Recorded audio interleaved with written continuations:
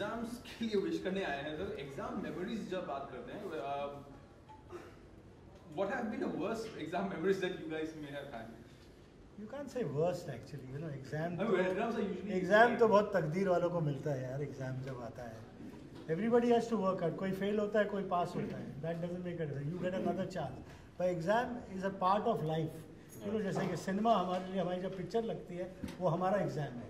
Public, we shouldn't limit it just with the education system. I think exam is always there in some way or the other in our lives.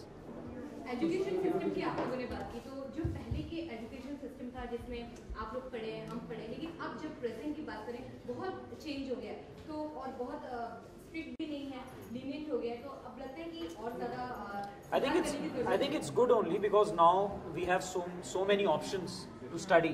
It's not just कि doctor बनोगे, engineer बनोगे. There are so many things like this class only media students, mass comm. There are so many things you can do. So it's a very good thing, I think.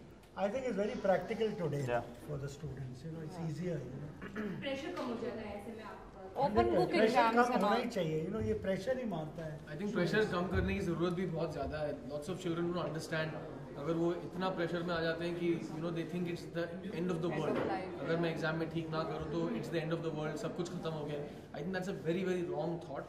And parents and you no everybody should support children during their exams. Let them study well, let them be discipline. Discipline बहुत ज़रूरी है, लेकिन हर चीज़ की एक limit होती है. If you push it beyond that then कोई फायदा भी नहीं है, and it actually hurt your child. So all the best to all them for the exams, and you know be realistic, be hardworking, but beyond that, I mean, there's nothing more that you can do. Life doesn't end there. Life doesn't end there. So please, all the best. Don't stress. Yeah, all the best, and just don't take it too much on your heart, guys. Just it's all okay. Just chill and study. You know, also one day that all the students, I believe, wait for. I personally used to wait for is when the exams could get over and we could go out and party.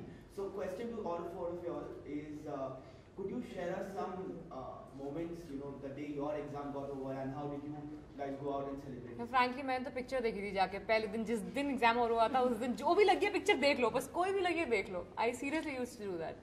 That was my party plan. Yeah, we used to go out for films और यहाँ पे कहीं किसी अच्छे restaurant में जाएंगे. We'll go out to a nice place. मैं cricket देखने खेलने चला गया था.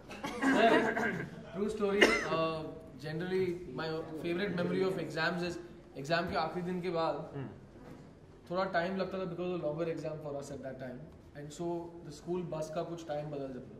सो we used to get an extra hour to play outside the school. तो उस टाइम हम लोग जो हमारा एग्जाम पैड था उसके बैट बना के, पेपर से बॉल्स बना के हम लोग प्रॉपर मैच खेलते थे. I don't think I see all that nowadays because आजकल खिलौने बड़े सोफिस्टिकेटेड हो गए हैं, और बच्चों को कोई भी चीज़ देख के फैसिनेशन नहीं होती. मुझे तो वो पेपर बॉल लास्ट एग्जाम के प्रीवियस नाइट में पढ़ना कम और पेपर बॉल रेडी ज़्यादा करता for the cricket. So I think वो एग्जाम पैड मुझे बड़ा याद आता है. I think because I think it's for me, I always exams बोलते मेरे को वो पैड और सब याद आता है. I think I will never forget in my life. Can you tell any of your Kamina Panti ka moments when you were in your school or college, probably your friends that you played as a teacher or something? Teachers never, yeah. How could you do it, yeah? I've done it. Exams की बात करो, आप चारों में से cheating किसने की exams में? यार I never believed in cheating यार, क्योंकि मैं ये समझता था कि मुझे जितना कम मालूम है चीटिंग से भी कुछ होने नहीं वाला है. जो मैं पढ़ के आया वही बेटर है. हाँ, और बिकॉज कितना चीट करोगे तुम? ये चीटिंग को आई थिंक ऐसे चीटिंग की तरह मैंने कभी नहीं लिया. हमेशा होता था अगर आपको नहीं आता आप अपने दोस्त से कंसल्ट कर सकते हैं, अगर तुझे आता है तो मुझे थोड़ा सा बता दे. जस्ट वो आपको थोड़ी हेल्प करते हैं. Why it's not a very big thing. Cheating is a very big word. ये सब अफवाहें हैं कि चीट करना मतलब cheating is what very bad cheating. I understand. Friendly cheating भी होती है, लीगल चीटिंग भी होती है. जो हमारी फिल्म में है, हम फ्रेंडली कमीने हैं, तो हम फ्रेंडली चीटिंग कर रहे हैं हमारी फिल्म में. So, मैं तो जिसको हेल्प करती थी ना, सबसे कम नंबर मेरे ही आते थे, उनके ज्यादा आते थे, इसलिए बेटर मैं किसी की हेल्प ही नहीं करती थी उसके बाद. अच्छा, एग्जाम्स में हम लोग यूजुअली क्या होता है कि आप जैसे बोला कि जो ये अभी तक नहीं हुआ एक हफ्ते में क्या होगा, लेकिन एक्चुअली पीछे हम लोग ऐसे बात कर रहे थे एक हफ्ते में, कि हम लोग तो एक रात में करते थे जो करते थे. लास्ट नाइट तो सही पूरा सब तो करते नहीं थे. यार सी, वो लास्ट नाइट और वो लास्ट 5 मिनट्स उसमें ये होता है कि इसी में पूरा पेपर हम लिख देंगे और वही लास्ट नाइट को ही सारा कोर्स भी कंप्लीट कर देंगे. So these are just illusions, just pure illusions. मेरे घर में बहुत एक डिफरेंट टाइप ऑफ स्टोरी थी, क्योंकि मेरी जो एल्डर सिस्टर है वो बहुत कमाल की स्टूडेंट है. तो हमारे घर में एक आदत सी बन गई थी कि बेटा कितने रिवीजन की. वो कुछ 4-5 बोलती थी. मैंने आज तक पूरा सिलेबस पूरा नहीं पढ़ा यार. तो then the whole revision thing, मैंने भी चल ठीक है ये भी चीटिंग है, तो मॉम पूछ रही थी कितने रिवीजन हो गए, 2, हाँ ठीक है बड़ी वाली 5 करती तो 2 पे हो जाएगा, लेकिन एक बार भी पूरा सिलेबस पढ़ा नहीं। we've been very selective, हाँ. like with our films and with our studies also, what to study, what not to study, we were very clear. सारा पढ़ने की जरूरत नहीं है, थोड़ा दिमाग लगा के पहले ये भी क्रैक करना होता है, ये पढ़ लेंगे, ये आ जाएगा और उतना आके अपना पास हो जाएंगे। और इसमें कमाल की बात ये है कि ये जो पोएटिक कमीना दिव्येंदु शर्मा है और मैं जो फिल्मी कमीना हूँ सिद्धार्थ, हम दोनों एक ही कॉलेज के हैं, दिल्ली में एक रोडिमल कॉलेज के हैं, और वहाँ पे भी हमने पढ़ाई से ज़्यादा थिएटर बहुत ज़्यादा प्यार से और मेहनत के साथ की थी। So I think that's why we are here today. So कौन सा सब्जेक्ट जरूरी है ये जानना भी बहुत जरूरी है, बहुत जरूरी। बट एक चीज़ मैं बोलूँगा, जो लोग बोलते हैं एग्ज़ाम की बात है, हम आए स्टूडेंट्स को मतलब विश करने के लिए। एग्ज़ाम ऐसी चीज़ है इंसान के ऊपर, वो एग्ज़ाम कभी ख़त्म नहीं होता, ये exam will always be there. Like in films, मैंने सोचा मेरे एग्ज़ाम्स ख़त्म हो गए, मैं कॉलेज कर लिया, I was very happy. Institute में आया तो मुझे लगा एग्ज़ाम ख़त्म नहीं है, यहाँ भी एग्ज़ाम ही चल रहा है, you know again.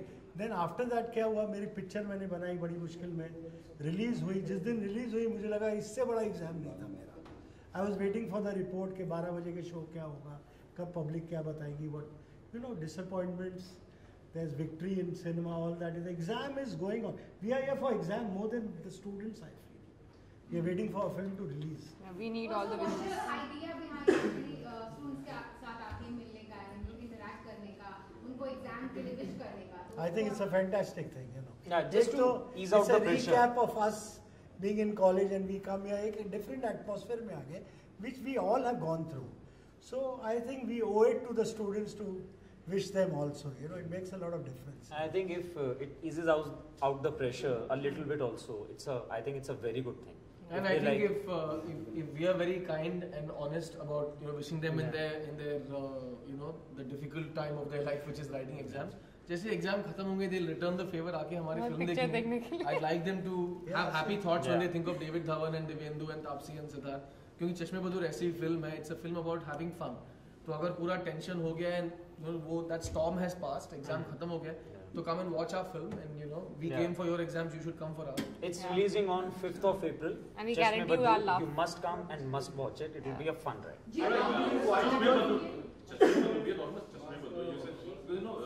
It's a remake. The original is also being released again. Your best memories of the original, I'm sure you must have seen it by now. Yeah. Your best memories of that film, and now that it is releasing, what do you have to say about that? I think my best moment of the original one is I think it's the one of the first scene or one of the first few scenes जहाँ पे cigarette पास हो रहा है और वो बिना देखे 3 लोग बैठे हैं, एक फारूक शेख अपना किताब पढ़ रहे हैं, बाकी 2 अपना काम कर रहे हैं और बिना देखे बस एक ड्रैग लेके सिगरेट आगे पास होता है। लास्ट वाला जो सिगरेट है, क्योंकि फारूक शेख ऐसे पैर करके बैठे हैं तो उनके पैर में लगाया जाता है 2 उंगलियों में, वो पैर ऊपर जाता है और वो सिगरेट उठा के पीते हैं। That tells you so much about the chemistry in the very first shot of the film. आपको पता चल जाता है ये तीनों कैसे दोस्त हैं, कब से साथ रह रहे हैं, आपको कुछ एक्सप्लेन करने की जरूरत नहीं पड़ती। It was such a brilliant. See, I have a lot of experience of चश्मे बदूर, because when चश्मे बदूर was made, I mean मेरे सामने ही बनी उन दिनों में, I was an editor और मेरे दोस्त उसमें काम कर रहे थे, राकेश बेदी और Ravi Baswani. So basically me doing the film for these 2 boys, and I loved their work, especially Ravi Baswani, who's not there. So I want to dedicate this picture actually to Ravi Baswani, May God bless him. जी, आप लोगों को खुद कितने struggle करनी पड़ी profession में आने के लिए, क्योंकि जनरली कहा जाता है डॉक्टर इंजीनियर जैसे एक इंडियन सोसाइटी की बातें होती है, तो ऐसे कहा जाता है अरे एक्टिंग करना है, acting is not such a good profession, so come please go in that. तो आप लोगों ने कैसे कन्विंस किया और कैसे आपने इसकी एग्जाम पास? आई थिंक मैं उस मामले में बहुत ज़्यादा लकी रहा, all credit to my parents. वो उन लोगों ने मुझे इतना सपोर्ट किया क्योंकि मैं स्कूल से ही थिएटर करने लग गया था और प्लेस करता था स्कूल में, और तो उन लोगों ने देखा कि ये एक अच्छी चीज़ है, मैं कर सकता हूँ, मुझे थोड़ा सा प्रोत्साहित किया और वो करने के लिए मैंने किया उस चीज़ को।